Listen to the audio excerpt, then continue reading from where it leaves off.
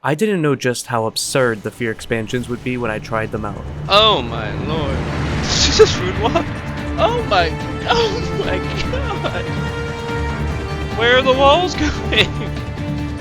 Hey. Yo, the ghost is printing its booty.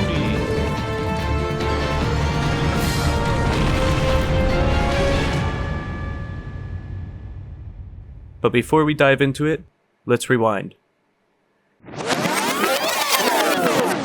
The year is 2006 and there is a new expansion for F.E.A.R coming out. However, this expansion was not made by the original devs, Monolith. Instead, this expansion was made by TimeGate Studios. TimeGate Studios was later known for games like Section 8 and Aliens Colonial Marines. However, F.E.A.R was their first-person shooter. During the production of F.E.A.R and the subsequent expansions and games, a lot was going on behind the scenes, some of which changed the trajectory of F.E.A.R forever. What? I didn't know it was you. The first expansion of F.E.A.R, titled Extraction Point, picks up moments after the first game ends with, spoiler, but Alma boarding your helicopter. Hi. But upon loading into the game, we can immediately notice something feels off. Literally minutes after the ending of the first game, and another helicopter crash, You can't keep getting away with it! we are greeted by Holiday and Jin, who survived, again. And we make our way through an abandoned apartment complex. While the first game focused a lot on the office environments of Armacam, Extraction Point ditches that concept entirely. Right off the bat, we are traveling through the city streets with replica soldiers that deactivated from the first game all around us. However, if you remember, the soldiers were only deactivated because we killed our favorite psychic cannibal commander, Paxton Fettel. But upon entering a church, we can see he is, he's back? I know it doesn't make sense. Not much does anymore. I don't know, he legit just says it doesn't make sense. Like, what? After fighting the replicas that came back to life, the floor literally floats into the sky and opens a path into some catacombs. Huh? What the hell? These catacombs kinda have their own lore, which is explained a little bit later in the game. However, they clearly are very different from the environments of the original. While I was too young at the time to recognize any criticism the first game may have received, I found out through research that the game received a lot of negative feedback on the environments, with a lot of reviews stating that the game had next to no variations in the environments. Honestly, though I love the environments of the first game, I could say that the ones in this game are at least very visually interesting and have a lot more detail than the ones in the original. While some of the environments are really nice for gunfights, I found that some in this game kinda just frustrated me. But that may not be a product of level design, but rather some things that we'll discuss later. Working our way through the underground, we see our first new thing TimeGate made. These little red-eye ghost things. What the? Hey. We only catch some glimpses of them, but they're here, and they're a little goofy.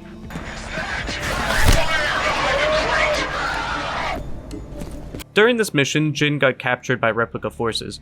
It's kind of implied that she saw something and got separated, which is a typical strategy that Alma likes to use to separate people, so I'm sure this is a part of her plan. After blasting our way out of the catacombs and back into a different part of the church, we end up finding Alma and Fettel.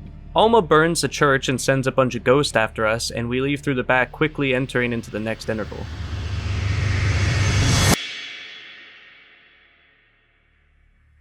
At the start of this interval, we get the first phone in this game, which was a consistent way to stream exposition to us in the original. It's me. I can't make lunch today. Oh, shit. Yet in the expansions, they're rather inconsistent in missing the, "you have one new message." I originally assumed this was a design choice, but for some reason they occasionally have it, and for some reason they don't. Not really sure why, but that made me decide to put it in the video. We also pretty quickly in this mission hear from Jin, who ended up in the subway. She randomly decides to throw shade at Alice Wade too, which is kind of funny. Can anybody hear me? Yeah, I can hear you. It's Holiday. How'd you get away? I'm not Alice Wade. So Jin basically comes back on the comms pretty quickly, but since Holiday is close, we are trying to meet up with him. He mentions that there are pockets of Delta Force all around, and they're trying to set up an, extraction point. There's actually a lot to mention in this interval, but I want to quickly note that there is a live civilian NPC here. Hey, just wondering if you got your photos printed? Just wanted to point that out since the first game didn't really have anyone walking around unless they're a character. After a ton of fighting, it becomes rather obvious in this interval that Extraction Point is different. For starters, the game has a lot more combat than the original, but more importantly, the game was significantly harder. Keep in mind, I played the original and the expansions only a day or two apart on extreme difficulty, so I was familiar with the gunplay and the difficulty, but this was very frustrating. I felt like an extraction point, I would take damage for peeking even just a millisecond, and something about the AI felt like it was different. That's when I found out it is different. Let's talk about it for a second. The AI in the original F.E.A.R was incredible for its time and still holds up pretty well today. Basically, Monolith developed a system known as Goal-Oriented Action Planning, or GOAP. This was a very unique system where the AI had a lot of logic involved. In short, the AI would decide how to handle a gunfight based off of the threat level and its own personal goals. If there are a lot of them, for example, they would feel more confident and decide to push you, whereas if you killed half of them, their goal may shift to find cover or regroup with others. These goals change rapidly to fit the situation, and each enemy has their own set of goals, which caused firefights to feel very different every time you approach them. At the time, the AI was very advanced, and nowadays people still praise it for how well it holds up. However, despite all of this, TimeGate decided to change it. In an interview with Tim Hall of TimeGate Studios, he mentions that they made tweaks to the original system and caused the AI to become more aggressive.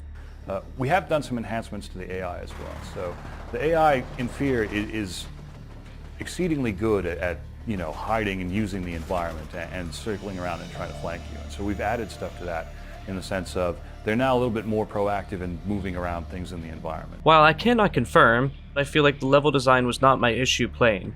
It was the system change. I'm taking a little bit of a stab in the dark here, but I think the AI now was less scared, so they did not withhold their shots ever. Meaning that occasionally, even while being suppressed, they would still manage to get off accurate shots, causing me to die quicker.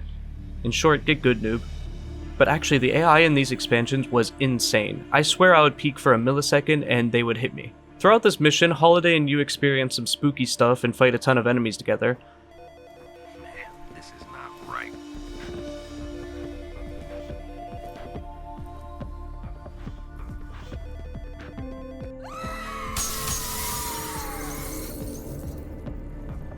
Yeah.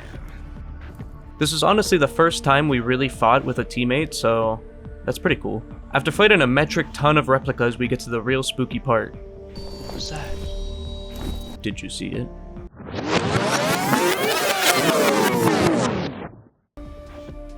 What the hell is even that?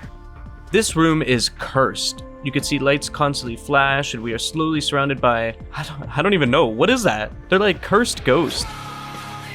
And anyways, Holiday just starts blasting. Oh no, oh god.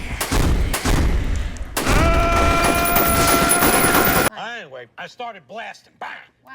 Well, I don't see so good, so I missed. Then they ran away. I ran after them. Honestly, this scene caught me so off guard that it ended up being really funny. Oh! Oh god! Oh my god, are you okay? Bro!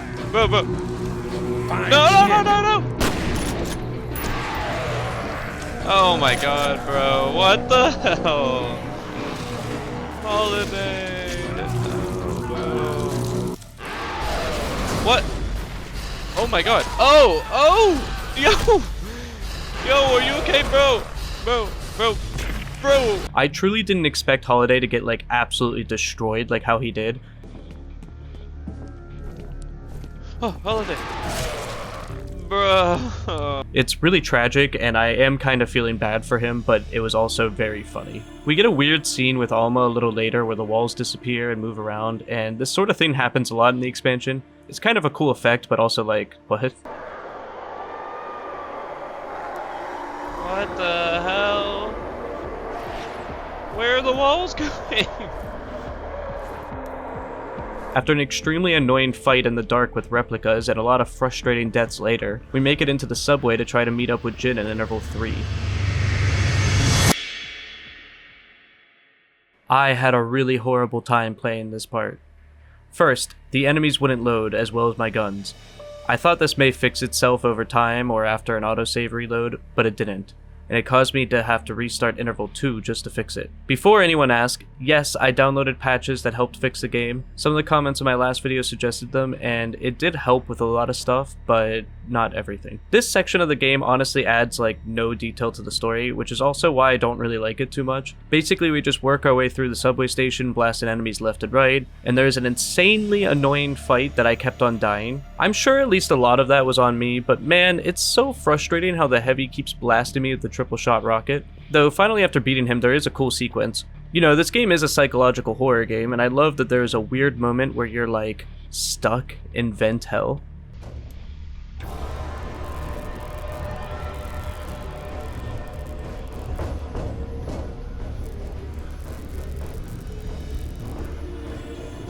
Actually, I wish this vent sequence went on longer. It's only like maybe 30 seconds. It was kind of like messing with me, and the music at the time is like really interesting. It honestly felt like I was going to be trapped here for quite some time, and then it just like suddenly ended. And not even with like a jump scare too. It ends with a cutscene, and like Alma is just turning a replica soldier to raspberry jam. But like, why? We find a creepy room with this symbol marked on it, and actually there's a few scary areas in this game that have this symbol on it. And I'm not really sure what this symbol is supposed to be, but I might have some theories about that later. Oh, by the way, this chapter does a little teleport Alma scare in the hallway, which gave me PTSD for the next time. Oh, hey.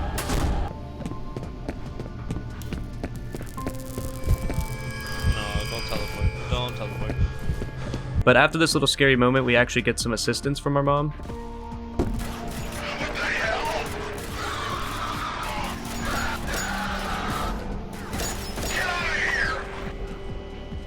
Let's go, Mom. Yo, but I also caught this hilarious clip of Alma in the next part. She just fucking moonwalk. Photos printed? Oh, something interesting is that TimeGate does introduce 2 new weapons at this part, and a new replica enemy. Here's the Heavy. Yeah, I don't really know what he's called, but he has a minigun.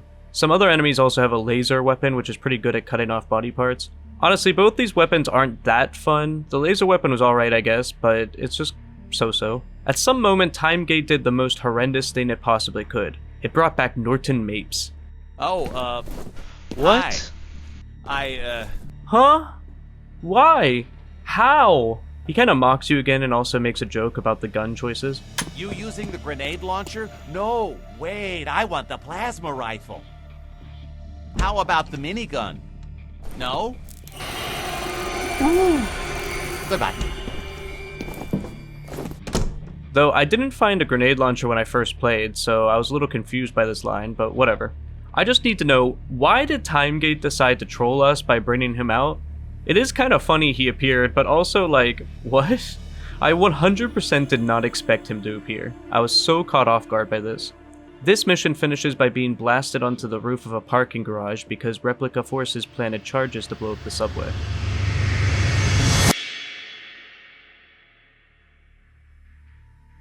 This interval starts off with a lot of rockets and a ton of mechs. Basically, this entire beginning is fighting off mechs with launchers and a new mech that is basically just the old one with a bit of melee mechanics. After being taunted by Fettel a bit, we somehow end up in the building seemingly adjacent to the hospital. Actually, I'm not too sure what this building is supposed to be and why it's perfectly connected to the hospital, but it is. Jin starts getting really depressed and saying we aren't coming for her. You're not coming, are you? I'm going to die here alone. But after speedrunning my way to her, we get the most 2000s horror segment I could possibly imagine. Do you remember the 2000s? Stereotypes were reinforced, and movies often did this thing where the Asian character worked or lived in a very Asian sort of way. I can't explain it exactly, but it was very prevalent at this time. And Asian characters were kind of grouped into this melting pot of Asian American culture, where the aesthetic of your local Chinese restaurant basically matches every Asian regardless of culture or nationality. Yeah, this game does that too. Honestly, if this game had other parts that were like related to Asia, it wouldn't have been as obvious, but Jin is Korean. Her name is a Korean name. However, everything in this part is like Chinese American. Even earlier in the subway section, we are heading towards a station called Chinatown. It is telegraphed that that's where we are heading. And I didn't think much of it at the time until I realized, oh, that's where Jin dies. Oh, yeah, spoiler. By the way, she dies. So you're telling me the one Asian character dies in one of the most Asian-coded buildings? Peak 2000s design choice. Not necessarily malicious, just, dated. Then there's this camera flash going off every few seconds, which is also a very mid-2000s horror thing. This was the era where every single scary movie used a flashing camera or camcorder to freak you out. So we've got a Korean character given a Chinese aesthetic with a 2000s camera scare. It's like a whole grab bag of that era's tropes all colliding in one room. You have one new message. Hey, TimeGate. Yeah, it's Vivendi. Listen, I can't explain why right now, but you have to kill the characters. What? You already killed Holiday? Did you make it funny? You know I want it to be funny. Okay, but make sure you kill Jin too. I don't care how, just make it symbolic. Artistic. Actually, fuck it, do it in the Asian room. You didn't make an Asian room? Make one and do it there. I don't care if it's only a 2-minute section, get it done. I gotta go, my General So's just got here. Get it done. Moving on, this section did one thing that's super cool. There was a few phone calls, which I think is kind of supposed to parallel you and Jin. John, what's happening? I can't reach anybody. Jenny, it's John. Stay where you are. I'm coming to you. Hi, sweetheart. Just checking in. The explosion's all over the news, and I just wanted to make sure you're okay. Like, in the original game, it was kind of hinting that she found you attractive. He's pretty cute. It's not what I meant. These phone calls are scattered all around this level and have a similar story of two lovers trying to connect, but they are seemingly unable to find each other. It's kind of sad. Strangely more sad than Jin's death, which kind of felt undeserved. We finally make our way to the hospital, going across a bridge that caused my game to crash like 20 times. Interval 5 takes place in the hospital and gives us a lot of scares to go along with it. While the subway and warehouse sections were extremely combat focused, this interval does feel a little bit closer to the original with a more even mix of scares and combat. The hospital environments are pretty cool and we get some creepy moments as well. Interestingly, I want to note that I played this part 2 times because my game kept crashing, and in the first time you could see blood in a hospital room and cheesy poos next to the bed, which is always around when Norton is around. So, obviously Norton got taken care of in this room and that's how he was saved. But on my second playthrough in this interval, the cheesy poos were just gone. I thought I misremembered until I went back in my old footage. We move to a maternity ward and get jump scared by a nurse ripped straight out of Silent Hill. It's pretty creepy honestly, and I do enjoy it a little bit, but it definitely feels different than the original. Also, as a side note, the ghosts in this building are definitely photocopying their cheeks. I mean, look at this shit. Yo, the ghost is printing its booty. We pass through a few cursed rooms and work our way through the hospital and encounter quite a large amount of different looking environments, which I do respect TimeGate for. They did realize that it was a criticism and did their absolute best to fix that. See, our whole goal this whole time has been to try to make it to the roof and meet up with Delta Force just to get to the extraction point. But Alma has other plans and drags us into the basement. This section is almost strictly horror, with us being put into Alma's mind essentially. She drags us down into hell and teleports us into the past where we seemingly are in the old Auburn hospital. We can actually see a lot of Alma's old victims in prison cells here, mostly being Armacam employees, our Aunt Alice, and even our grandfather Harlan, along with a jump-scaring nurse. Alma even temporarily imprisons us and closes the walls on our cell, which doesn't really do much because it kind of teleports you into the wall. I don't know if this is a bug, but it felt like it was supposed to bring you closer to Alma, but again it just like throws you into the corner. After making our way out and heading towards Alma again, the walls decide to nope out of there and we are introduced to a very confusing scene. We can see Alma's current age self and her child self walking towards a blue flame. I'm not too sure what this is supposed to symbolize. It shows them walking together and then suddenly Alma is like, calm? Was this the choice that Fettel alluded to? Soon you will have a choice to make. You are near the time when you will have to stop running. So actually Alma just lets you go suddenly, and the hospital isn't spooky anymore. The music is kind of symbolizing the climax and a peaceful resolution, and suddenly we don't really see Alma. It's kind of strange, honestly. Because of this confusing ending, we finally have to address something. These games are non-canon. See, there's a bit of development hell going on around the time of the original's release. Vivendi owned the rights to publish the game and used the name F.E.A.R. However, Monolith owned the rights to the characters and their stories. During development, Monolith was purchased by Warner Bros., and this purchase caused them to separate from Vivendi. So, after the first game, Vivendi contracted TimeGate Studios to create the expansion since they still owned the rights to the IP. They supposedly had a very short amount of time to work, and the problem is that they couldn't really expand on the characters much because they didn't have the rights to the characters. So they did what they had to do. Kill them. Yeah, they couldn't really move the story forward, which is why they kind of just don't. There are some issues, like they brought back Fettel with no explanation, but I think that may be why there is no explanation, because they may not be able to make one legally. Monolith had their own plans with these characters, and they wanted Alma and Fettel's story to continue.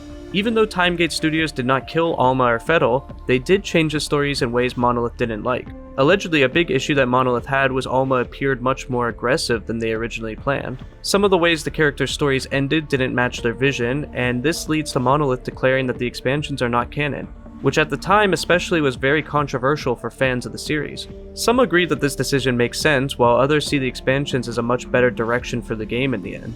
Ultimately, the story is Monolith's to tell, and they didn't want it to be told this way, so it wasn't. However, the story of the F.E.A.R expansions doesn't end here. It only gets crazier. Someone there. As we make our way to the roof, Betters suddenly contacts us on the radio. This interval is incredibly short, so I will also keep it short. We see Fettel one last time, and in that moment he tells us we knew how this would end, implying that it's not over. And we fight off some troops and make our way towards a chopper. Naturally, the F.E.A.R games hate helicopters, so it explodes, leaving us with a very ominous ending as we look over the ruined and destroyed city. Fettel starts quoting lines from the first game where he talks about the world burning and cities coming to ruins as well as wars. We then watch the credits roll by as Extraction Point ends. But wait, there's more! There's still one more DLC. See, TimeGate made not one, but 2 DLCs. The second one takes us on a much bigger trip than the first one. Remember how I said Extraction Point didn't really move the story forward? Well, Perseus does, but in a branching kind of way. There's a lot to talk about with this one, so let's just get right into it. I'm sorry, did he just teleport? This game opens up with our F.E.A.R team Halo jumping into a separate Armacam facility to raid it. First off, this game makes us feel a lot more like Special Forces than the original did. Remember how the original game made us insert in a Prius? We arrive in our first mission. Not in a special van or government-sponsored vehicle, we arrive in our co-worker's Prius. Yeah, that's sick. Well, this game we are like super soldiers and infiltrate with extreme precision. I'm a hero again. The intro of this game compared to Extraction Points felt so easy. I barely even took damage, though I low-key think this is kind of intentional to make you feel like a badass. As we move forward, we move with our team, and we get separated. Damn it. They get Scooby-Doo chased off scene and we end up in the sewers. After fighting some soldiers and, is it just me or do these environments look vaguely like Star Wars games? Like the old ones? You know what I'm talking about? We leave the sewers, we get jump scared by Jankowski.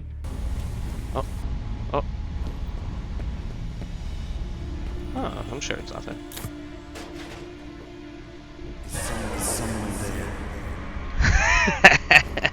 Lol. And fight our way through the streets towards Armacam Security Center. Oh, also I got to use the grenade launcher at this point, so I'm not sure if Norton was just foreshadowing the future or if I just missed it in the original game. We fight ATC and Replica forces at the same time while they also fight each other as we try to get to the facility. Also, there is a sign for underground tours which just immediately looks like foreshadowing. Old Town Historic Underground Tours. Hell yeah, guess where we're going. At this point, there are also new ATC troops in like full riot gear, so that's kind of cool, I guess. Betters alerts us that Delta Force made it to the security center and didn't inform us, so our team is sort of expected to rescue them. I think this is another discrepancy between TimeGate and Monolith in terms of story. My take on the original game was that the F.E.A.R team was kind of a joke and not really respected among other special forces. I'd send one of my boys, but I think we need a specialist for this one. The F.E.A.R team kind of proves themselves as time goes on. Delta Force was definitely capable throughout the game, but every time we saw them, Alma seemingly stopped them. But in TimeGate's expansion, Delta Force is more like, just bad? Like in TimeGate's eyes, we are the true special forces. We meet back up with our team and enter the data center after, you canonically throw a grenade at them whenever you see them. Oh. Yeah, definitely canon. About time, Sergeant. Nice to see you got all your fingers and toes. Interval 2 immediately gets weird. First off, other than some story hints and other things, there aren't really any glimpses of new enemies in Interval 1. With the exception of things like bodies from both Replica and ATC around, or some cutscenes, a random dude rappels from the roof and fights you, and he teleports? Sorry, did he just teleport? I thought it was a bug at first, or like my game stuttered, but he did. We could pick up his sick new weapon and move on. Side note, I got extremely lost at this point because I thought we were supposed to meet up with our team, but like, they moved on without us. Damn, I guess they were very confident we'd be okay, alright, whatever. Another side note, we pass a room with chairs and cheesy poos around. I assume this is implying that Norton was perhaps here with some other ATC employees, deciding like to burn the data and stuff. But like, I'm not sure about that, but for some reason, every time Norton is around, there's cheesy poos, so... By the way, the new enemies are called Nightcrawlers, and boy, do I not like them. First off, their voices are kind of boring.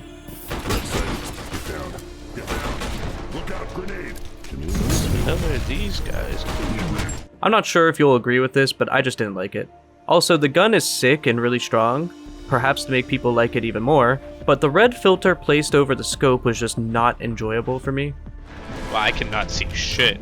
So we meet up with Delta Force and they're in a really bad shape. Most are injured and in dire need of an evac. Again, Delta Force is so weak in these expansions. We catch someone on the cameras interrogating an Armacam employee, and a Nightcrawler merc of some kind cuts the camera feed. We get a weird ghost scene, which I'm like, what are these supposed to be? Does anyone have any idea? I legit can't figure it out. And we are confused about what Perseus even is. Like, we know it's related to a cloning facility, but we assume that it's the replicas, so what's the mystery? We catch a glimpse of Alma jamifying some Nightcrawlers as she blasts us into the next interval.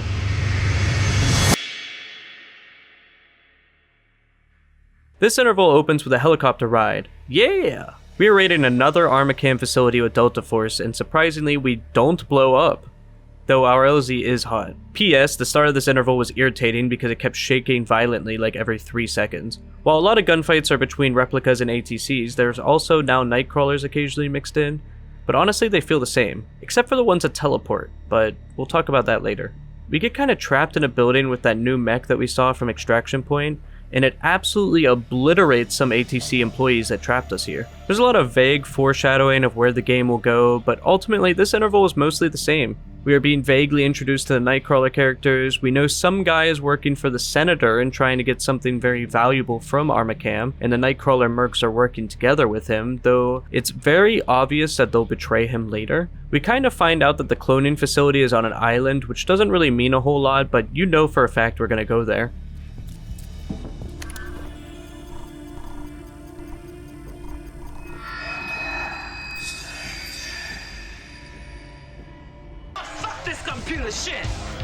But more importantly, we are finally introduced to a very strange part of this game. There are like these underground data rooms and we end up fighting this like special type of Nightcrawler. These guys suck. Like, first of all, they take a ridiculous amount of bullets. See, the replica heavy soldiers move slow and did take a lot of bullets, but also they looked like they could. These guys legit have no helmet and could take like 40 shots to the head. Also, when you're shooting their head, they just teleport. They jump around, teleport, backflip, throw turrets. It's like crazy. They do so much. And on extreme difficulty, even abusing the slow-mo and peak mechanics, it is not fun to fight them. But we find out that this random dude that's working for the Senator is named Morrison. I'm talking about the government dude here. And he is taking something from this facility. We chase him, but ultimately can't catch him. This part of the game backtracks through most of the level, and honestly, I was going to criticize this at first for using the same environment, but actually it works pretty well. Additionally, the replica soldiers deactivate, which does tell us that Point Man just shot Fettel in the original game. Since this story is running parallel and you're not actually playing as Point Man, it's kind of interesting to see this. Our teammates rightfully question ATC.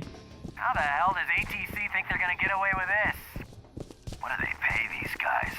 What? That's what I said. Well, I sure as shit wouldn't do this for $9 an hour, would you?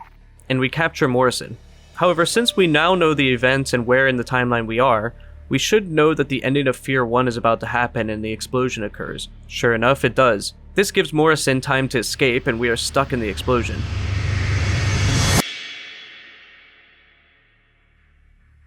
We've been separated from our captain, but we're with our other teammate Chen. Interestingly, this part does kind of reflect the catacombs that we saw in Extraction Point a little, but it's not the same place. There are a lot of weird things happening at this point in the game, and we briefly get separated from our teammate. Also, canonically, you blast your teammate with a shotgun when he comes back. Where the fuck have you been? Oh my god. Come on, let's go. Yep, this is canon, don't question it. He's also pretty funny because he rightfully says he has no idea what's going on, which I appreciate. As things get creepier and weirder, Alma forcefully separates us. Let's get the fuck out of here. Oh, no! I want to say this jump scare is great and genuinely surprising. It made me jump again, even on rewatch. Chen is actually kind of funny, and the game keeps mentioning Amarillo, which is also kind of funny. That was almost as bad as fucking Amarillo. Surprisingly, he fought his way out of danger, but sadly gets abducted by some weird black hole monster. Fun fact, this part was foreshadowed earlier in the game. I'm not really sure what this thing is, but it's definitely a new enemy. It's basically a trapdoor spider, but as a ghost. If you step on the floor, you get dragged down, but you could shoot it preemptively, which is kind of cool. The environment at this point is great though. It's like really spooky, really cool. I'm not really clear on why it's like this, but apparently this is the old city that's buried underneath. I'm not really sure if this is ever mentioned in the original game, but the original does kind of imply that the city is very old, so I don't know. I'm not sure if TimeGate made that up, but it's kind of cool. This section is like 90% fighting Red-Eyed Ghost, which honestly this part sucks, they're boring. Though near the end of the mission we go back to the subways from Extraction Point. It's almost implied that we are arriving here right before Point Man comes through, and in maybe some alternate timeline we could have ran into each other. The Nightcrawlers got Morrison and we make it out of the subway by the same way Point Man entered. He notes that the team likely didn't make it since they were in the explosion. Also, we get a glimpse of the deactivated replica soldiers looking at a pile of dead civilians. This is implying that they killed them all, but I just want to say I remember at some point they said, no, this isn't how replicas act. Replicas do this? Not their MO. Are any of the other teams reporting anything at all like this? Negative. Looks like we got a unique situation on our hands. I just kept thinking like, huh? This is totally what they would have done. Anyways, we hop the gate over to the next interval. This interval is kind of short with a battle at a train yard, a battle with some ghosts, a weird flashback, yada yada. I find it interesting that you do get a lot of flashbacks despite not being Point Man. I guess they're not really flashbacks but more like visions, but it is kind of interesting. This section doesn't really have a lot of overly important things. We find out that the Nightcrawlers have info on basically everyone and everything. We find out that they're like super secret mercenaries and kind of a freestanding army, but that's about it. There's exactly one thing I need to talk about in this part though. It's the ridiculous mini-boss fights. You know the first game barely threw anything too ridiculous at you? Perseus Mandate has new enemies that are like insane. I'm referring to these teleporting guys. It's one thing to give them crazy health, speed, damage, etc. But why do we give them OP weapons? TimeGate didn't really seem to care about balancing it too much. Maybe they just kind of enjoy the vibe of a difficult game, but that kind of infuriated me. When you think of the original game and you think of the enemies like the Heavy, they don't really have any crazy OP weapons. I can't remember a moment in the original game where like the Heavy had a triple launcher. Typically speaking, if the enemy had like a crazy strong weapon, they typically had a weakness too. Like for example, the mechs are like really strong weapon-wise and health-wise, but they also shoot very slowly. We find Morrison caged up and betrayed like we could have expected, and he mentions that the Nightcrawlers are taking Alma and Fettel's DNA from the cloning facility. That seems to be what Perseus actually is. It's something to kind of recreate Fettel and Alma. I'm really not sure why they didn't kill Morrison. It's implied that the Nightcrawlers are like ruthless, but for some reason they just left him in this cage. So anyways, Fettel is pretty glad to see us as we move on to our next interval. You made it. I was beginning to wonder.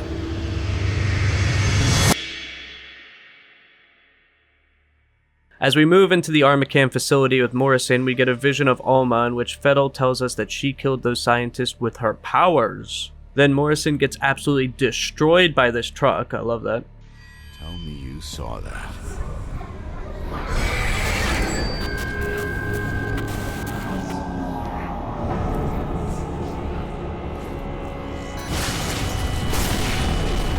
Oh my lord. The vast majority of this mission is working through an abandoned mine to get to the facility while fighting off Nightcrawlers. We also get a bit of a backstory dump about them, but it's clear that the story is meant to be vague. See, so now we have to discuss something big. Why are the Nightcrawlers here?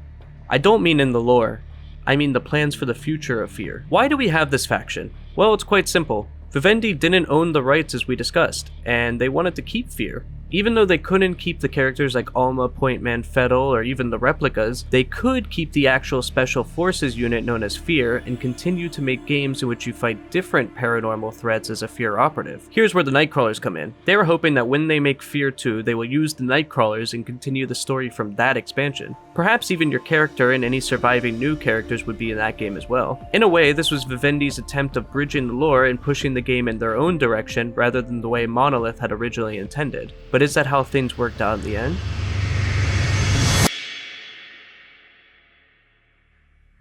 At the start of this interval, we finally make it into the clone facility. As a side note, this entire map feels like a cursed Star Wars game. These facilities are old, clearly, and filled to the brim with dead bodies. We get little visions of Alma and Fettel here and there, and get the pleasure of witnessing Alma dance in her favorite food. We kinda learn of a lot of crazy things that happen here, including a previously alluded to time where a ton of employees were murdered by Alma personally. After a lot of jump scares mixed with fighting Nightcrawlers, we make our way deeper into the facility where we get visions and they get stronger and stronger. I also kind of like this ladder scare. At some point we find our way to a dorm and we are greeted by a jump scare with a million skeletons. It's kind of crazy, but Fettel implies that the scientists tried to protect him from Alma in this room, but actually they needed their own protection since that was his mother. She wasn't really going to hurt him. Not really sure why, but Fettel says he doesn't really like you or his brother. Well, his brother kind of makes sense because he mentions that he barely knew him until the day he killed him, but he also proceeds to lore dump you, so I guess he likes you enough. At this point, if you pay enough attention, those ghost apparitions we have been seeing through both DLCs are in these tubes and they may be clones. I think the implication here is that Alma and Fettel are definitely the first of these psychic entities, but they're trying to create more. And we see a lot of these tubes broken, which are presumably the ghosts that we keep seeing scattered around. These psychic entities seem to have escaped. I do like that they actually gave them a little bit of lore and that we've been seeing them since Extraction Point. Fettel tries to make you leave and we get a really dizzying tunnel.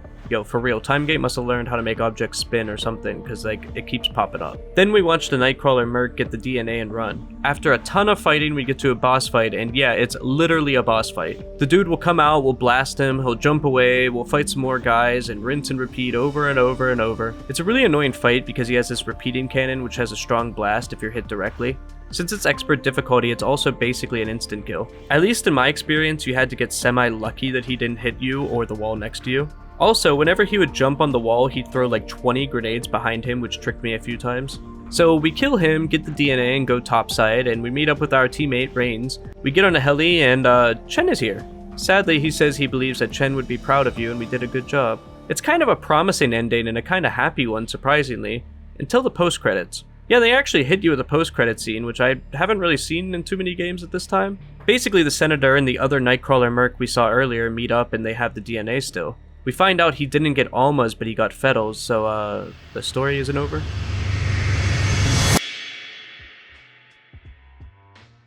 TimeGate's DLCs end with teasers for the upcoming stories that sadly never got told. As mentioned previously, Monolith stated that these are non-canon, but how? They didn't even own the rights to F.E.A.R. Well, you see, Monolith still wanted to create their own story and start working on it. However, they couldn't call it F.E.A.R, so they had a community vote on the name and they decided that it would be called Project Origin. Sometime during the production of Project Origin, Vivendi realized they don't really have any power here. TimeGate was only contracted and the expansions were quite poorly received at the time. TimeGate also had no rights to Monolith's engine or assets, so they would have had to make everything from scratch. This is because the contract stated that the expansions could be made, but nothing about the story continuing. With fans kind of voting for Monolith to make the new game and a lot of poor reception, Vivendi made the sensible move and sold the rights back to Monolith and Warner Bros. From there, Project Origin became F.E.A.R 2 Project Origin, and we move into the new era of F.E.A.R. If you want to see me cover the next game and future titles, please subscribe. Every subscriber directly supports me, and I truly value the people that stay around and grow with me. I'll certainly cover many games like F.E.A.R, as well as any games that I deem worthy of discussion. Thanks again for watching me, I'll always appreciate you, and I'll see you later.